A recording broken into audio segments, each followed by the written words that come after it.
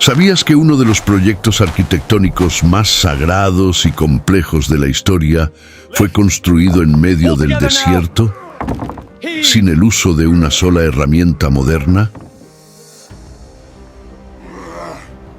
El tabernáculo, un santuario portátil que albergaba la presencia de Dios, fue erigido por un pueblo nómada, recién liberado de la esclavitud, sin máquinas, sin tecnología, sin recursos industriales.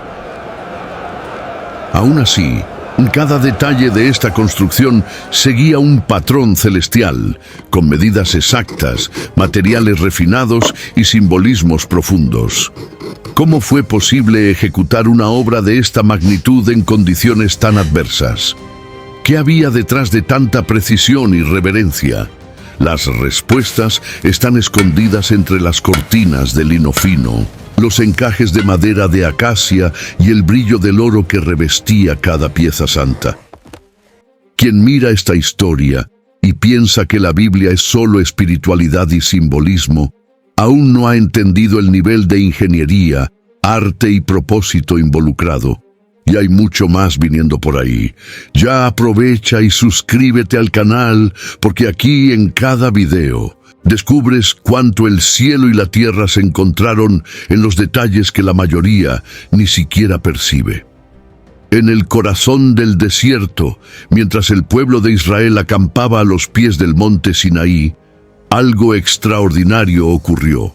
Moisés, después de subir a la presencia del Altísimo, recibió más que solo mandamientos. Dios le entregó instrucciones detalladas para la construcción de un santuario móvil, un tabernáculo donde él habitaría en medio de su pueblo. Esta revelación está registrada en Éxodo capítulo 25, del versículo 8 al versículo 9.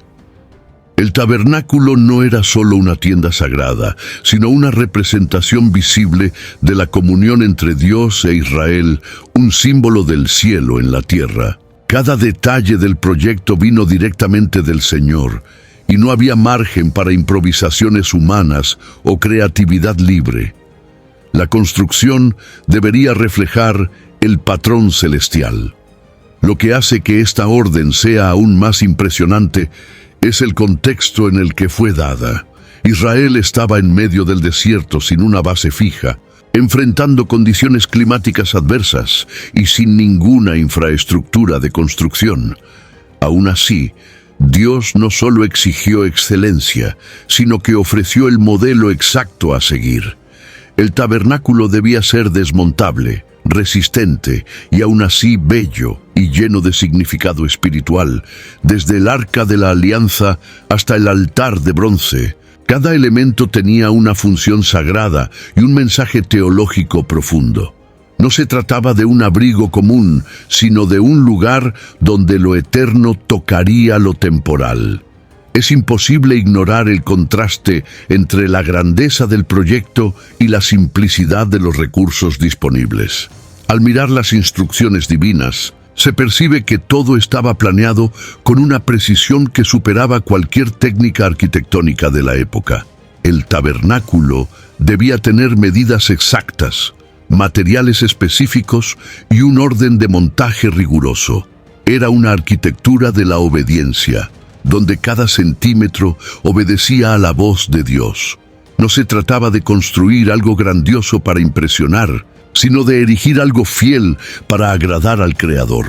El llamado para la construcción del tabernáculo también reveló el deseo de Dios de habitar entre los hombres. No era el pueblo quien se acercaba a Dios, sino el propio Dios quien descendía hasta ellos. Esta realidad rompía paradigmas religiosos de la antigüedad, donde las divinidades eran inaccesibles y distantes. En el desierto, Dios estaba estableciendo algo nuevo, una relación íntima y visible con su pueblo. El tabernáculo sería el espacio donde el perdón sería ofrecido, la adoración elevada y la presencia divina manifestada en gloria. Con este llamado, una nueva etapa de la historia de Israel comenzaba. No serían más solo un pueblo liberado de Egipto, sino una nación con una misión: preparar un espacio donde el propio Dios habitaría. La responsabilidad era grande y el desafío aún mayor, pero la promesa era clara. Si seguían el proyecto celestial, la gloria de Dios se manifestaría entre ellos.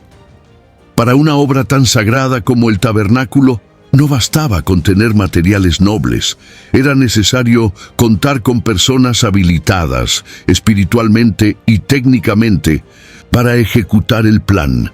En Éxodo capítulo 31, del versículo 1 al versículo 5, Dios nombra a Bezalel, de la tribu de Judá, como el principal responsable por la obra.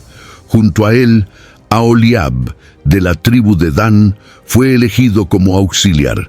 Estos hombres no solo fueron talentosos, estaban llenos del Espíritu de Dios. Recibieron sabiduría, entendimiento y conocimiento para toda clase de obra artesanal. En un tiempo sin escuelas de ingeniería o arquitectura, el propio Dios se encargó de capacitar a sus constructores. La elección de Bezalel y Aholiab enseña algo esencial. Lo sagrado no puede ser tratado con improvisación. Aún en el desierto donde todo era escaso, Dios no permitió que cualquiera asumiera esta responsabilidad. Él separó hombres específicos con dones específicos para cumplir una misión específica. Este principio aún resuena en los días actuales, recordando que en el servicio a Dios, unción y habilidad deben caminar juntas. La obra no se haría solo con esfuerzo humano, sino con inspiración divina. Estos artesanos no estaban solos. Fueron capacitados para enseñar a otros, formando un equipo de trabajo que, a pesar de vivir en tiendas, alcanzaría un nivel de excelencia raramente visto. En lugar de herramientas modernas, usaron sabiduría antigua. En lugar de máquinas, contaron con manos hábiles y corazones consagrados. La inspiración venía de lo alto, pero la ejecución sucedía en el suelo arenoso del desierto. La combinación entre dirección espiritual y ejecución práctica fue el secreto del éxito de la obra. Además de la técnica, lo que diferenciaba a estos hombres era la conciencia de lo que estaban construyendo. No era solo una estructura física, sino un ambiente para el encuentro entre Dios y los hombres. Esto daba sentido y propósito a cada martillazo, a cada costura, a cada detalle tallado. Estaban moldeando algo eterno con materiales temporales. Por eso, cada movimiento se hacía con reverencia. Cada decisión era guiada por temor. Esta nominación también rompe la idea de que solo sacerdotes o líderes espirituales son llamados para hacer la obra de Dios. Bezalel y Aholiab eran artesanos, trabajadores manuales, pero fueron elegidos para una misión que marcaría la historia de la fe. Esto muestra que Dios valora todas las vocaciones cuando son entregadas a Él. En la construcción del tabernáculo, los dones artísticos eran tan importantes como los rituales sacerdotales. Todos servían a un mismo propósito: hacer visible la presencia del Dios invisible. El desafío logístico de reunir materiales tan específicos en el corazón del desierto es una de las mayores evidencias de la providencia divina en esta construcción. La lista de recursos es extensa: oro, plata, bronce, lino fino, pieles de animales, madera de acacia, piedras preciosas, aceite y especias. La pregunta inevitable surge: ¿cómo un pueblo recién liberado, peregrinando por el desierto, logró reunir todo esto? La respuesta está en las bendiciones dejadas por la salida de Egipto. Conforme se narra en Éxodo capítulo 12, del versículo 35 al 36, los israelitas recibieron de los egipcios joyas y riquezas, como cumplimiento de la promesa divina hecha siglos antes a Abraham. Estos bienes, que podrían haber sido usados fácilmente para fines egoístas, fueron ahora consagrados para la construcción del tabernáculo. El pueblo cargaba consigo los tesoros que habían acumulado durante la opresión, pero ahora, liberados, tenían la oportunidad de transformar aquello en adoración. Este es uno de los mayores actos de redención de la historia: transformar los despojos del sufrimiento en instrumentos de culto. El oro, que antes simbolizaba la opulencia de Egipto, ahora sería fundido en el arca de la alianza, en el propiciatorio, en el candelabro sagrado. La madera de acacia, por su parte, era nativa de las regiones desérticas y resistente al tiempo, a la humedad y a plagas. Ella fue usada para la estructura del tabernáculo y para el mobiliario interno, siendo ideal para una construcción que exigía movilidad y durabilidad. Ya las pieles de animales, como el carnero teñido de rojo y la piel de delfín, impermeables y resistentes, componían las capas externas de la tienda, protegiendo el santuario del sol abrasador y de las tormentas de arena. Los tejidos finos, como el lino blanco y las cortinas con bordados en azul, púrpura y carmesí, revelan una tejeduría refinada, difícil de imaginar en medio de un desierto. Esto indica que muchas mujeres israelitas dominaban estas artes, fruto tal vez de conocimientos adquiridos en Egipto. La belleza de estas cortinas no era meramente estética. Ellas apuntaban a realidades celestiales y espirituales, marcando la transición entre lo común y lo sagrado. Esta compleja variedad de materiales, reunida en un ambiente tan inhóspito, es prueba de que cuando Dios ordena algo, Él también provee los medios. La presencia de los recursos aparentemente improbables revela que la obra divina nunca depende de la lógica humana. Todo lo que era necesario ya estaba con el pueblo. Bastaba que ellos estuviesen dispuestos a ofertar. El milagro no estaba solo en la nube que los guiaba, sino también en el stock invisible de provisión que Dios había preparado desde el principio. Poco después de que Moisés descendiera de la montaña con las instrucciones divinas en manos, convocó a todo el pueblo para participar en la construcción del tabernáculo. No se trataba de un impuesto obligatorio o de una cobranza impuesta por autoridad religiosa. Era una invitación a la entrega voluntaria, un llamado al corazón. En Éxodo capítulo 35, del versículo 20 al versículo 29, se narra que hombres y mujeres vinieron, de corazón dispuesto, trayendo oro, plata, tejidos, pieles, madera y todo lo que era necesario. La generosidad fue tan grande que en determinado momento fue necesario interrumpir las donaciones, pues había más de lo suficiente. El espíritu de cooperación tomó cuenta de la comunidad. Este movimiento revela el grado de involucramiento emocional y espiritual que el pueblo desarrolló con la obra. No estaban solo ofertando objetos, sino entregando parte de su historia, bienes que habían sido acumulados en medio del sufrimiento en Egipto. Era como si dijeran: todo lo que tenemos viene del Señor, y todo devolvemos con alegría. El tabernáculo fue, desde el inicio, una construcción colectiva, no solo en términos de trabajo, sino también de sacrificio personal. Cada oferta traía consigo una memoria, una intención y un acto de adoración. Interesante notar cómo esta actitud contrasta con el episodio del becerro de oro, registrado en Éxodo capítulo 32. Allí, el pueblo también ofreció oro, pero para fabricar un ídolo. Sin embargo, ahora, bajo la dirección de Dios, las mismas manos que habían errado ofrecían para algo santo. Esto muestra cómo Dios transforma incluso las caídas del pasado en combustible para obras futuras. El corazón que antes se desvió, ahora se alinea con la voluntad divina. El tabernáculo fue el resultado visible de un pueblo arrepentido y restaurado, dispuesto a hacer las cosas de manera diferente. Otro punto que se destaca es la inclusión de todos los grupos sociales en este proceso. Mujeres hábiles tejían, príncipes entregaban piedras preciosas, los ancianos contribuían con consejos y los jóvenes con fuerza y trabajo. Cada uno, dentro de su posibilidad, se veía responsable de hacer realidad la habitación de Dios entre ellos.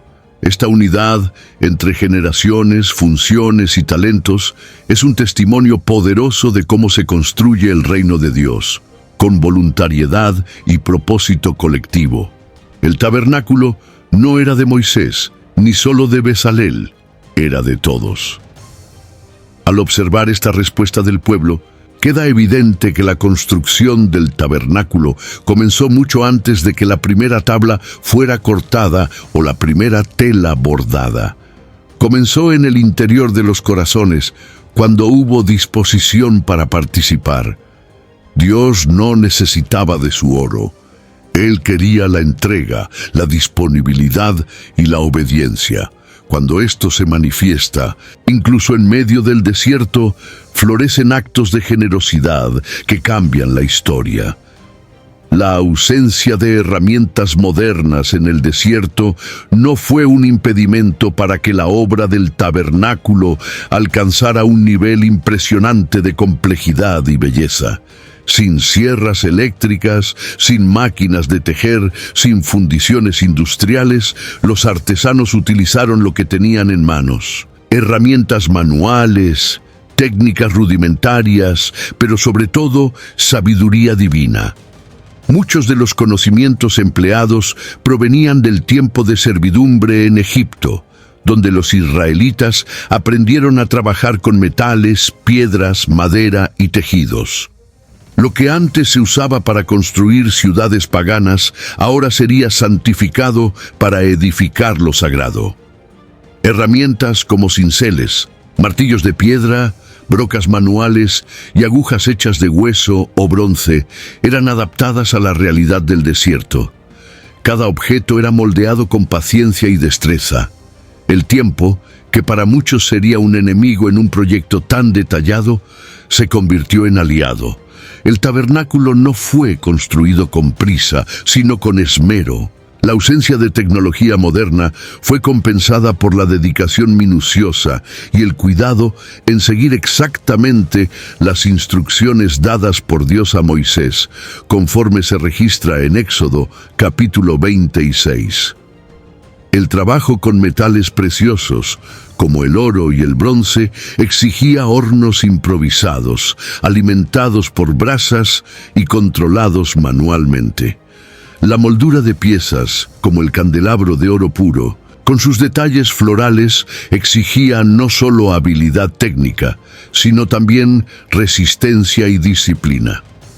Lo mismo vale para los relieves en las tablas de acacia y los encajes perfectos que permitían montar y desmontar la estructura sin perder su estabilidad. Todo eso sin la ayuda de instrumentos de medición de precisión. Era un trabajo de ojo entrenado, manos callosas y una mente guiada por el Espíritu. Es probable que mucho de lo que se hizo en el desierto haya sido fruto de técnicas orales transmitidas de generación en generación. El pueblo hebreo valoraba la transmisión del conocimiento práctico, y eso se reflejó en la construcción del tabernáculo. Hombres y mujeres se convirtieron en guardianes de un saber ancestral, ahora santificado por el propósito divino. No había tiempo para experimentos, tampoco espacio para errores. Cada detalle debía ser fiel al proyecto original.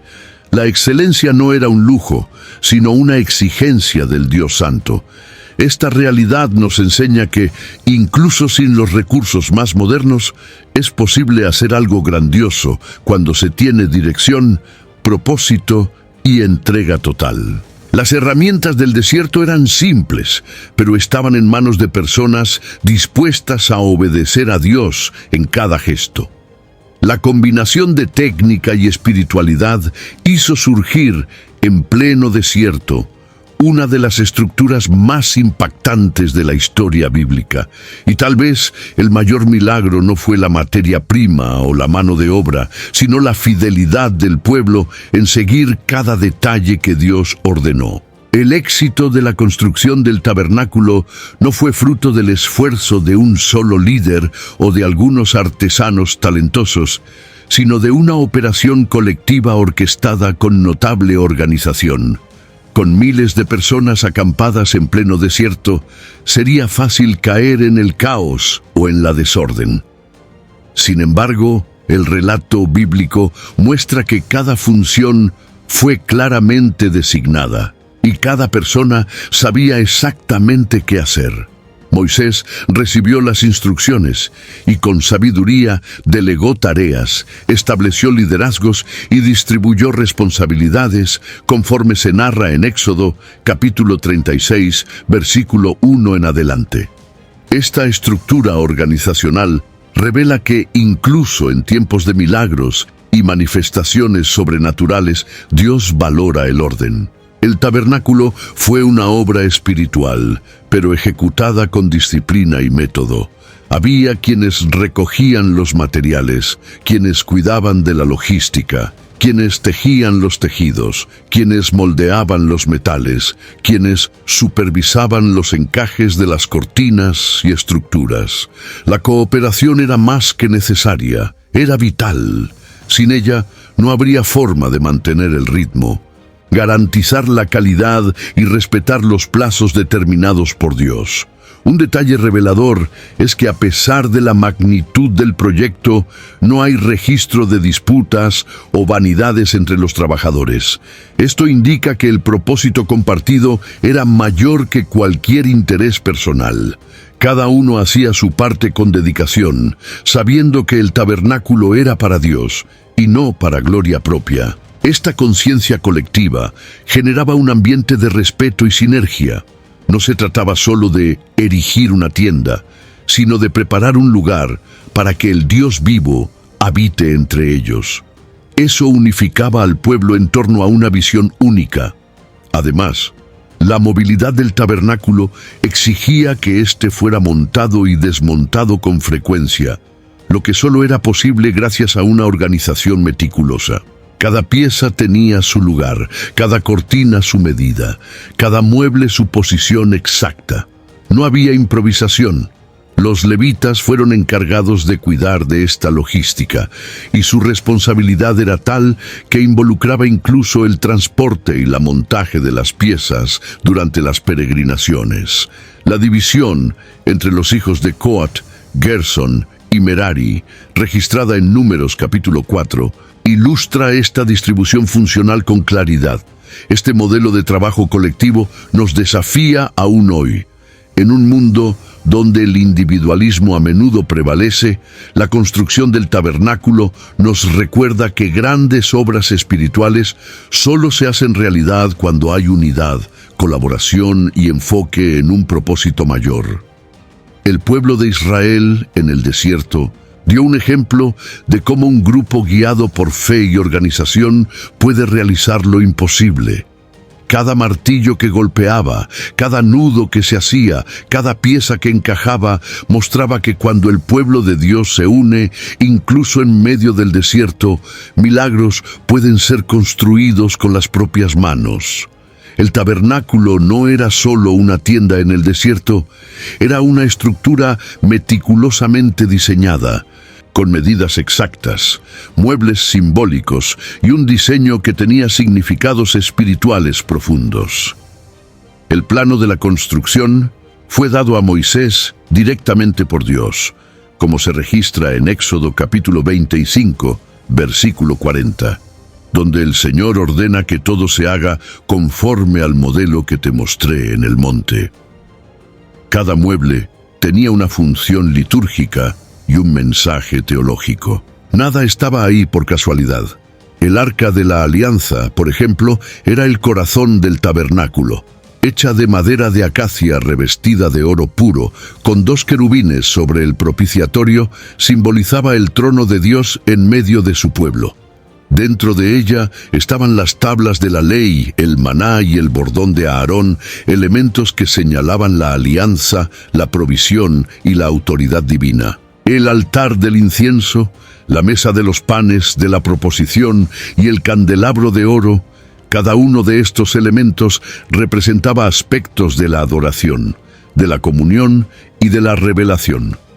La estructura estaba compuesta de 3 partes: el atrio, el lugar santo y el santo de los santos.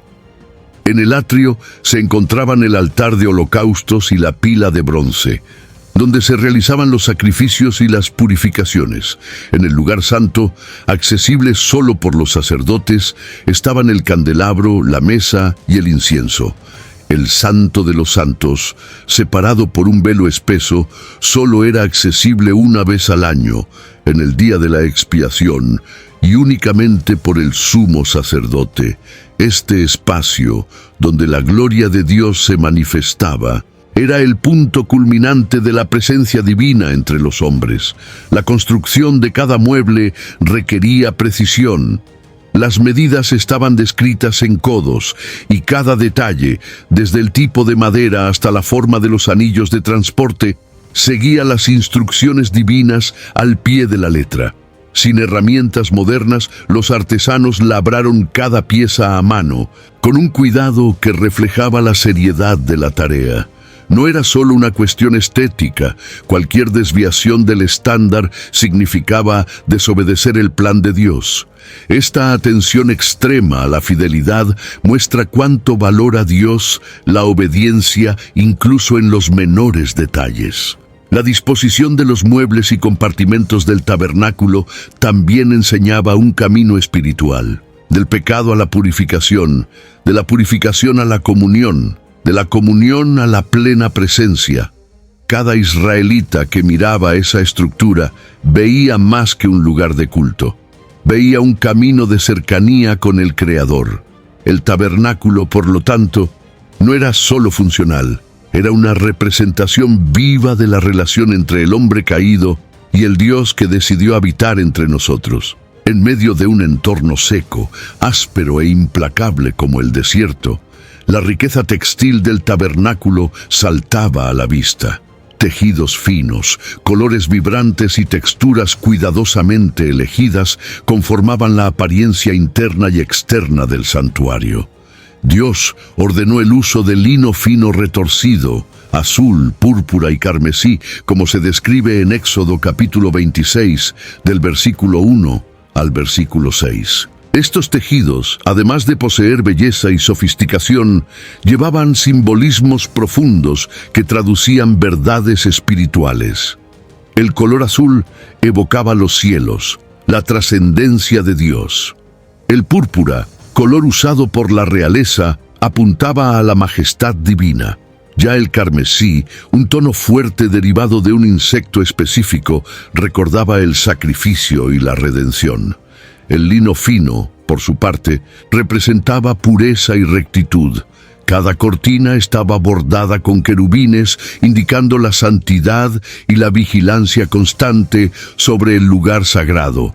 El velo que separaba el Santo de los Santos estaba especialmente elaborado, más grueso que los demás, funcionando casi como una pared, no solo como una cortina común. La fabricación de estos tejidos requería un alto grado de habilidad. Mujeres especializadas, mencionadas en Éxodo capítulo 35, versículo 25, hilaban el lino y bordaban con manos hábiles. Tejedoras se destacaron no solo por la técnica, sino por la espiritualidad que impregnaba cada punto dado. Sus trabajos no serían expuestos en mercados o palacios, sino en el lugar más sagrado de la tierra. Era un oficio silencioso, pero esencial, un acto de adoración a través del don manual. Las pieles usadas para cubrir el tabernáculo también poseían importancia. Las pieles de carnero teñidas de rojo formaban una capa intermedia, mientras que las pieles de delfín, término que algunos estudiosos interpretan como animales marinos usados en regiones desérticas, servían de cobertura externa, protegiendo del agua y del calor. Esta combinación de materiales formaba un equilibrio perfecto entre belleza interior y resistencia exterior. Por fuera, el tabernáculo era discreto, por dentro, glorioso. Esto reflejaba una verdad espiritual. La gloria de Dios está muchas veces velada a los ojos naturales. El cuidado con los tejidos revela que para Dios el ambiente de adoración debe ser tratado con reverencia. Cada pliegue, cada hilo y cada costura revelaban la importancia que el Señor daba a los detalles. No se trataba de lujo innecesario, sino de honor a lo sagrado. La tejeduría del tabernáculo era, por lo tanto, más que un oficio técnico. Era un ministerio silencioso, donde cada punto bordado decía: «Este lugar está separado para el Rey de Reyes». En un escenario donde hasta el agua era escasa, la abundancia de metales nobles en la construcción del tabernáculo impresiona. Oro, plata y bronce eran utilizados en proporciones significativas, especialmente el oro, que cubría los utensilios más sagrados y simbolizaba la gloria y la pureza de Dios. La origen de estos metales, como se registra en Éxodo capítulo 12, fue Egipto. El pueblo de Israel salió de la esclavitud, llevando consigo joyas y objetos valiosos entregados por los egipcios como una forma de compensación por la liberación. Lo que era símbolo de opresión se convirtió ahora en material de adoración. El oro estaba reservado para los elementos del Santo de los Santos y del lugar santo. El arca de la alianza, el propiciatorio, el candelabro y la mesa de los panes estaban todos revestidos con oro puro, reflejando la santidad y la perfección de Dios. Ya el bronce era usado en los utensilios del atrio, como el altar de holocaustos y la pila de bronce. Esta diferencia de materiales reforzaba la progresión espiritual dentro del tabernáculo. Cuanto más cerca de la presencia de Dios, más puro y valioso el material. La plata, por su parte, fue usada en la base de las tablas que sostenían las cortinas y en el censo del pueblo, simbolizando redención. La manipulación de estos metales exigía habilidad especializada. Fundirlos, moldearlos y trabajar los detalles con herramientas simples era una tarea ardua. Pero los artesanos israelitas, capacitados por Dios, lograban dar forma a piezas complejas, incluso con recursos limitados. El candelabro, por ejemplo, estaba hecho de una sola pieza de oro batido, con flores, cálices y tallos, una escultura viva que iluminaba el lugar santo con una luz continua. Este trabajo meticuloso apuntaba a la luz divina que jamás se apaga. El bronce, por su parte, transmitía fuerza y juicio. El altar de los sacrificios, donde el pecado era expiado mediante la sangre, era de bronce. La pila, donde los sacerdotes se lavaban antes de ministrar, también era de bronce. Y curiosamente, hecha a partir de los espejos de las mujeres, según Éxodo capítulo 38, versículo 8. Esto añadía un significado simbólico. Antes de entrar en la presencia de Dios, era necesario verse a uno mismo, reflexionar, purificarse. La presencia de tanto oro y bronce en medio del desierto no solo desafiaba la lógica humana, sino que también glorificaba la fidelidad divina. Dios había anticipado cada necesidad y provisto los medios para satisfacerlas. El tabernáculo, con sus metales relucientes, no era solo hermoso a los ojos, era una proclamación de la alianza entre el eterno Creador y su pueblo peregrino. Y mientras muchos buscaban oro para sí, Israel lo entregaba al Señor, construyendo con él un lugar donde la gloria de Dios pudiera habitar.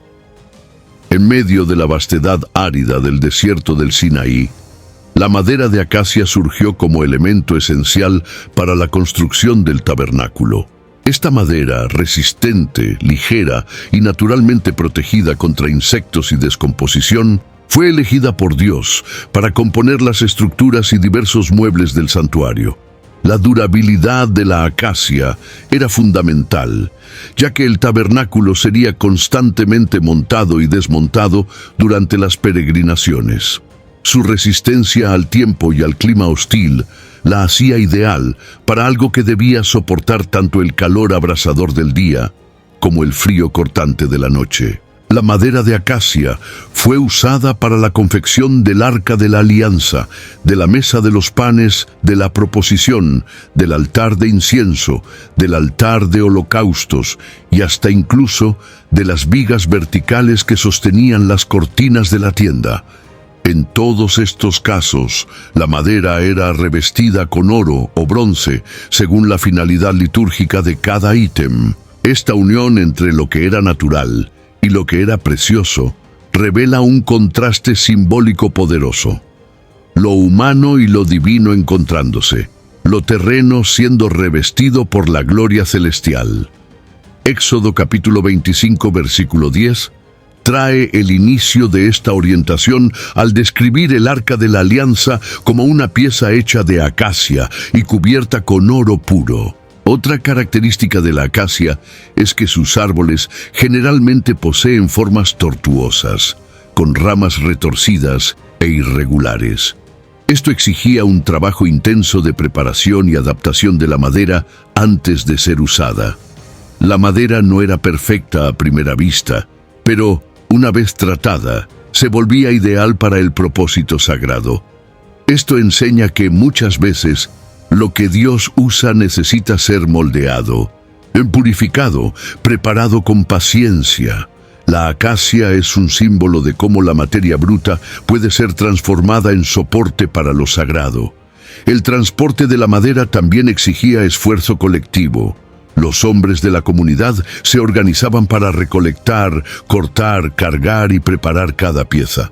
Incluso en un entorno escaso, Dios había provisto la materia prima necesaria, probando una vez más que, donde hay dirección divina, no falta provisión. El tabernáculo no fue hecho de cedros del Líbano o maderas nobles importadas. Fue construido con lo que el pueblo tenía al alcance, y esto también revela que Dios no exige del hombre aquello que Él no puede dar. Al observar cómo la madera de acacia sostenía los elementos más sagrados de la adoración, podemos comprender que, para Dios, el valor no está solo en la apariencia o en la origen, sino en la utilidad y la entrega.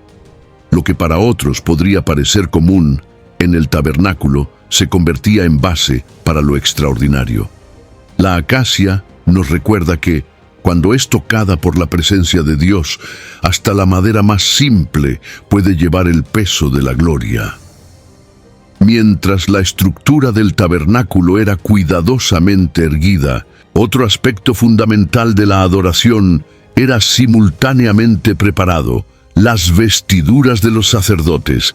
Estas ropas no eran comunes, debían reflejar la santidad del oficio y la responsabilidad de representar al pueblo ante Dios. En Éxodo capítulo 28, del versículo 2 al 4, el Señor ordena a Moisés que las vestiduras fueran hechas para gloria y ornamento, especificando las piezas y los materiales a ser usados. Esto muestra que la presentación ante Dios exigía dignidad y reverencia, incluso en los detalles externos. La ropa del sumo sacerdote estaba compuesta por diversas piezas: el pectoral, el éfode, la túnica bordada, la mitra y el cinturón. Cada una tenía su simbolismo y propósito. El pectoral, por ejemplo, llevaba 12 piedras preciosas, cada una representando a una tribu de Israel, recordando que el sacerdote llevaba ante Dios a toda la nación. Había además el Urim y Tumim, usados para discernimiento espiritual, guardados dentro del pectoral. El éfode, tejido con hilos de oro, azul, púrpura y carmesí, era una de las piezas más elaboradas y exigía un trabajo de tejido extremadamente detallado. Las túnicas de los demás sacerdotes también estaban hechas de lino fino, con turbantes y cinturones específicos. El celo en la confección de estas vestiduras apuntaba a la separación del oficio sacerdotal.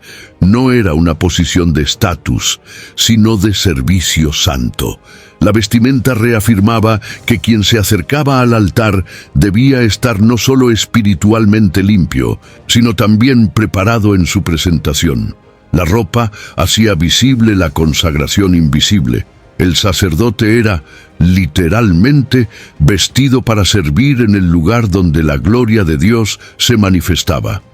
La producción de estas ropas requería habilidad y consagración. Tejedores y bordadoras trabajaron bajo la dirección de artesanos llenos del Espíritu, como Bezalel, mencionado en Éxodo capítulo 35, versículo 30. La excelencia de este trabajo no era una cuestión estética, sino espiritual. El objetivo no era impresionar a los hombres, sino agradar a Dios. Esto nos lleva a reflexionar sobre cómo la excelencia en las pequeñas cosas puede ser también una forma de adoración cuando se hace con la motivación correcta. Las vestiduras sacerdotales nos enseñan que servir a Dios implica preparación, respeto y obediencia. Cada detalle, desde los hilos de oro hasta las campanas que colgaban del borde de las túnicas, indicaba que entrar en la presencia divina exigía más que buena intención. Exigía reverencia. El sumo sacerdote, con sus vestiduras espléndidas, era un símbolo vivo del Cristo que vendría. El mediador perfecto entre Dios y los hombres, revestido no solo de lino y oro, sino de gloria eterna. Una de las características más marcantes del viaje de Israel por el desierto era la orientación constante de la presencia divina. Dios no solo ordenó la construcción del tabernáculo, sino que también acompañaba paso a paso cada etapa de la obra. La nube de día y la columna de fuego por la noche no eran solo señales visuales, eran expresiones vivas de la dirección y protección de Dios. Esta manifestación es descrita en Éxodo capítulo 40, versículo 34 al 38, donde la gloria del Señor llenó el tabernáculo de tal manera que ni siquiera Moisés podía entrar cuando la nube lo cubría. Esta nube era más que un fenómeno atmosférico, señalizaba cuándo el pueblo debería parar y cuándo debería seguir.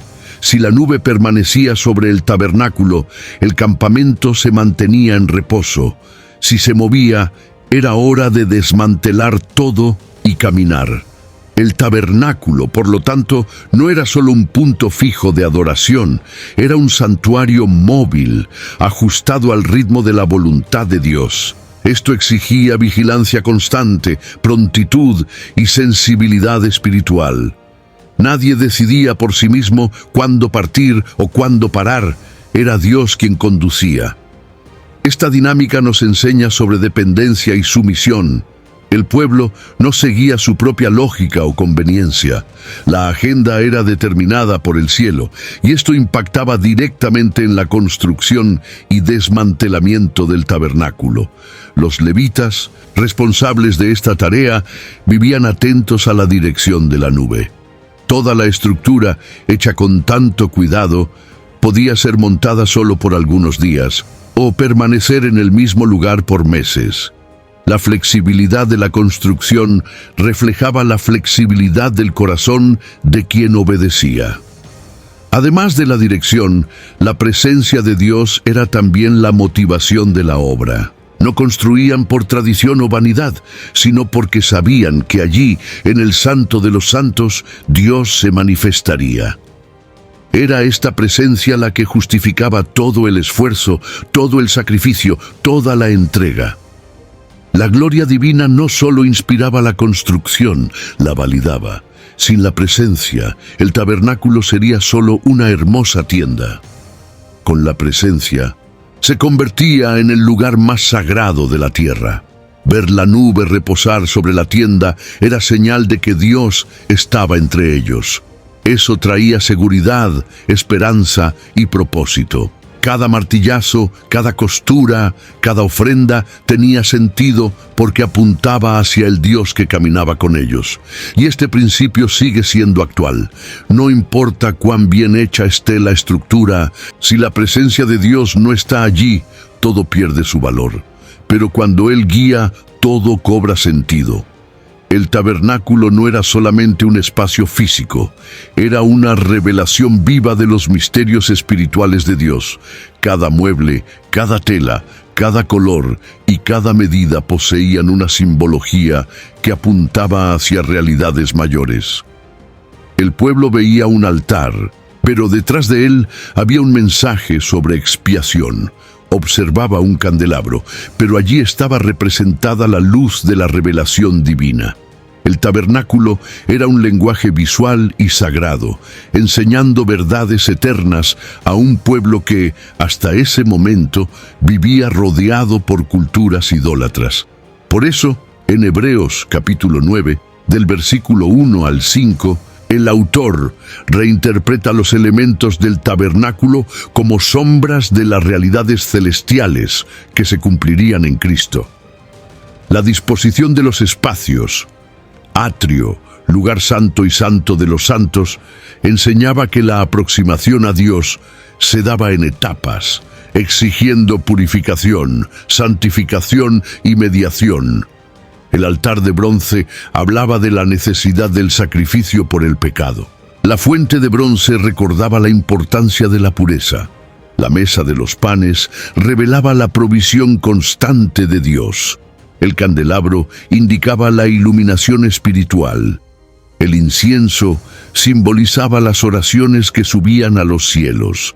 Y el arca de la alianza representaba la propia presencia divina, el trono invisible del Rey eterno. Esos elementos, juntos, componían una verdadera pedagogía espiritual, accesible incluso para los más simples entre el pueblo. Cada rito, cada función sacerdotal, cada velo levantado tenía el propósito de enseñar el carácter de Dios y la condición humana.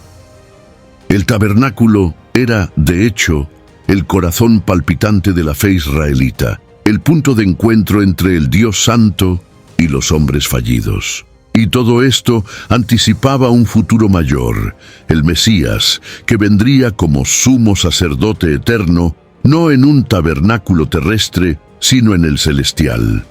Las cortinas que separaban los ambientes también cargaban lecciones profundas. El velo grueso que impedía el acceso al Santo de los Santos hablaba de la separación causada por el pecado. Solo el sumo sacerdote, una vez al año, podía atravesarlo, llevando sangre por el pecado del pueblo. Cuando, siglos después, Jesús murió, ese velo fue rasgado de alto a bajo, conforme Mateo, capítulo 27, versículo 51, declarando el fin de la separación. Lo que en el tabernáculo era un símbolo, en Cristo se convirtió en realidad consumada. Al meditar en los detalles del tabernáculo, somos llevados a comprender que Dios no hace nada sin propósito. La riqueza simbólica de esta estructura apunta hacia una teología visual, donde cada elemento nos conduce a una verdad eterna. No era solamente una tienda en el desierto, era un mensaje vivo, cosido, moldeado y levantado para revelar el corazón de Dios a la humanidad. Cada detalle llevaba una lección, cada mueble un significado, cada medida una intención divina. Después de días y noches de trabajo arduo, obediencia rigurosa y dedicación colectiva, llegó el momento más esperado, la finalización del tabernáculo. No hubo prisa. Cada detalle fue concluido exactamente como el Señor había instruido a Moisés. Cuando todo estaba listo, Moisés inspeccionó minuciosamente cada parte de la obra. Y al ver que todo había sido hecho conforme al modelo celestial, él bendijo a los trabajadores, como se describe en Éxodo capítulo 39, versículo 43. Esa bendición no fue solo un gesto simbólico, fue el reconocimiento de que aquella obra había agradado al Señor. Luego, el tabernáculo fue levantado por primera vez de forma completa. Las cortinas fueron colocadas, los muebles posicionados, las vestiduras sacerdotales preparadas, el aceite derramado, y entonces algo grandioso ocurrió. La gloria de Dios llenó el tabernáculo. Éxodo capítulo 40, versículo 34. registra ese momento inolvidable. La nube cubrió la tienda de la congregación y la gloria del Señor llenó el lugar. Ni siquiera Moisés pudo entrar allí, pues la presencia divina era tan intensa que dominaba todo el ambiente. Esta bajada de la gloria de Dios no fue una mera confirmación de que la estructura estaba correcta. Fue una declaración poderosa. Yo estoy aquí. El tabernáculo habíase convertido, de hecho, en la morada de Dios entre los hombres. La nube que reposaba sobre él y la columna de fuego en la noche se convirtieron en señales constantes de la presencia, dirección y protección divina. El pueblo ya no caminaba solo, caminaba bajo la sombra de la gloria. La construcción estaba completa, pero el propósito apenas comenzaba. Ahora era tiempo de habitar con Dios. Es impresionante darse cuenta que, incluso sin herramientas modernas, tecnologías avanzadas o recursos ilimitados, el pueblo de Israel logró levantar un santuario digno de la presencia del Altísimo. Pero aún más impresionante es ver que la presencia de Dios no exigió oro en abundancia, sino obediencia irrestricta. La gloria no descendió porque el tabernáculo era lujoso, sino porque era fiel a lo que Dios había ordenado. Esa fidelidad es lo que atrae la presencia divina, ayer y hoy. La conclusión de la obra no fue el fin del viaje, sino el inicio de una nueva fase en la historia espiritual de Israel. Con la gloria habitando entre ellos, cada paso en el desierto se volvía sagrado. El tabernáculo ahora era más que una construcción. Era el punto de encuentro entre lo temporal y lo eterno, lo visible y lo invisible, lo humano y lo divino. Dios había cumplido su promesa de habitar en medio de su pueblo, y eso cambiaba todo. La construcción del tabernáculo en el desierto nos confronta con verdades que permanecen relevantes en cualquier generación. En tiempos donde la dependencia de la tecnología es casi absoluta, mirar hacia una obra hecha con las propias manos, con materiales simples y con un corazón obediente, nos invita a repensar nuestras prioridades. El tabernáculo fue erguido sin máquinas, sin computadoras, sin softwares de ingeniería, pero con algo que ningún recurso moderno puede sustituir: la presencia de Dios guiando cada detalle. Esta enseñanza resuena aún hoy. La excelencia espiritual no depende de herramientas externas, sino de disposición interna. La primera lección es la obediencia. El pueblo siguió exactamente las instrucciones dadas por Dios, incluso cuando no entendía plenamente el significado de cada elemento. Esta sumisión generó un ambiente propicio para la manifestación de la gloria. En un mundo marcado por el relativismo y la autonomía exacerbada, la obediencia a la voz de Dios sigue siendo el camino para atraer su presencia. Hebreos capítulo 3, versículo 5, afirma que Moisés fue fiel en toda la casa de Dios como siervo, y esa fidelidad es el modelo que debemos seguir. La segunda lección es la valorización de los dones. Dios no llamó solo a líderes espirituales para la obra, sino también a artesanos, tejedores, carpinteros, fundidores y organizadores. Esto muestra que cada don, cuando consagrado, puede ser canal de adoración. Hoy, muchos se limitan a pensar que servir a Dios es solo predicar o cantar. El tabernáculo nos enseña que construir, coser, ofrendar, organizar y hasta cargar tablones puede ser sagrado cuando se hace con el corazón dirigido al Señor. La tercera lección es la colectividad. Nada se hizo de forma aislada. Toda la nación se involucró, ya sea con ofrendas, trabajo u oración. En tiempos de individualismo y aislamiento, este mensaje resuena con fuerza. Grandes cosas se hacen en unidad. La construcción del tabernáculo fue la prueba viva de que cuando un pueblo se une en torno a la voluntad de Dios, incluso en el desierto, pueden surgir milagros tangibles. Y por último, la mayor lección: La verdadera morada de Dios no son estructuras lujosas, sino corazones disponibles. El tabernáculo era temporal, y más tarde sería sustituido por el templo, pero incluso aquel templo cedería lugar a la nueva morada, el propio corazón humano.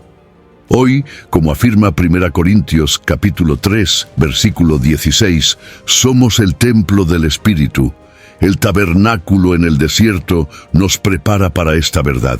Dios quiere habitar con nosotros, y para eso, todo lo que Él espera es que sigamos su proyecto con fidelidad, entrega y reverencia. ¿Tienes recuerdos de la infancia escuchando estas historias? ¿O ya imaginabas cómo todo esto sucedió sin herramientas modernas? Escribe aquí en los comentarios qué más te sorprendió. Y si este contenido trajo a la luz algo especial, comparte con quien también valora los detalles que el tiempo no borra. Y no olvides suscribirte, porque hay verdades que merecen ser redescubiertas generación tras generación.